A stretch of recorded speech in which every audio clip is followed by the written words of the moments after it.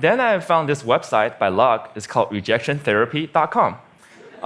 Rejection therapy was this game invented by this Canadian entrepreneur. His name is Jason Comley. And it's basically the idea is for 30 days, you go out and look for rejection. And every day get rejected at something, and by the end, you desensitize yourself from the pain. And I love that idea. I said, you know what, I'm gonna do this, and I'll film myself getting rejected 100 days. And I came up with my own rejection ideas, and I'll make a video blog out of it. And so here's what I did. This is what the blog looked like. Day one. borrow $100 from stranger. So this is where I went to where I was working. I came downstairs and saw this big guy sitting behind the desk. You know, he looked like a security guard. So I just approached him, and I was just walking, and that was the longest walk in my life.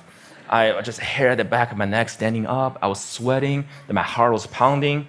And I got there and said, "Hey, sir, can I borrow $100 from you?" And he looked up. He's like, "No." "Why?" And I said, "No, I'm sorry." Then I turned around and just ran. I felt so embarrassed. But because I filmed myself, so that night I was watching myself getting rejected, I just saw how scared I was. In fact, he invited me to explain myself. I could have said many things. I could have explained, I could have negotiated. I didn't do any of that.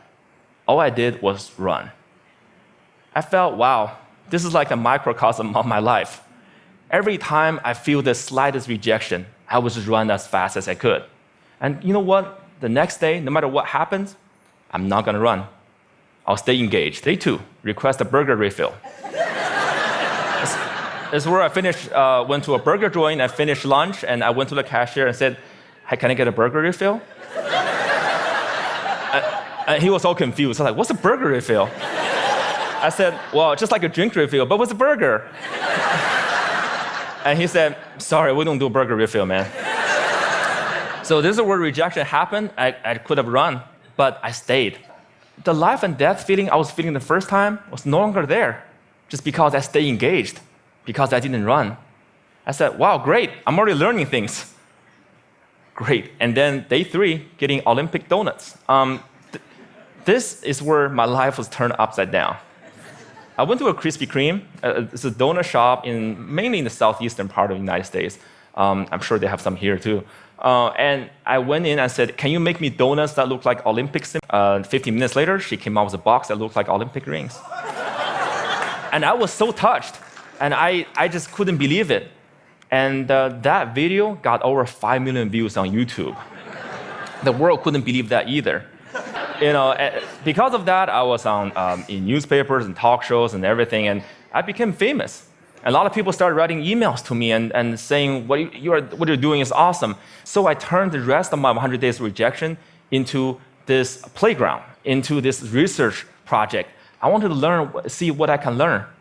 And then I learned a lot of things. I discovered so many secrets. For example, I found if I just don't run, if I got rejected, I could actually turn a no into a yes. And the magic word. So for example, one day I went to a Starbucks and asked the manager, "Hey, can I be a Starbucks greeter?" He was like, "What's a Starbucks greeter?" I said, "Do you know those Walmart greeters?" And he was like, "Oh." And he said, "Yeah, you can do this, and just don't get too weird." And again, I learned that if I mention some doubt people might have before I ask the question, I gain their trust. People will more likely to say yes to me. And then I learned I could fulfill my life dream by asking. I could just fulfill my life dream just by simply asking. I used to think I have to accomplish all these things, have to be a great entrepreneur or get a PhD to teach. But no, I just asked and I could teach. The people who really changed the world, who changed the way we live and the way we think, are the people who were met with initial and often violent rejections. People like Martin Luther King Jr., like Mahatma Gandhi, Nelson Mandela, or even Jesus Christ. These people did not let rejection define them. They let their own reaction after rejection define themselves. And they embrace rejection. And we don't have to be those people to learn about rejection.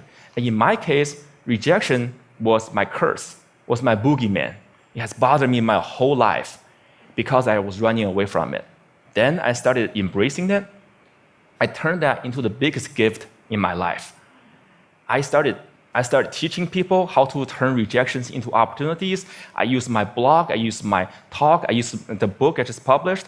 When you are facing the next obstacle or next failure, consider the possibilities. Don't run. If you just embrace them, they might become your gifts as well. Thank you.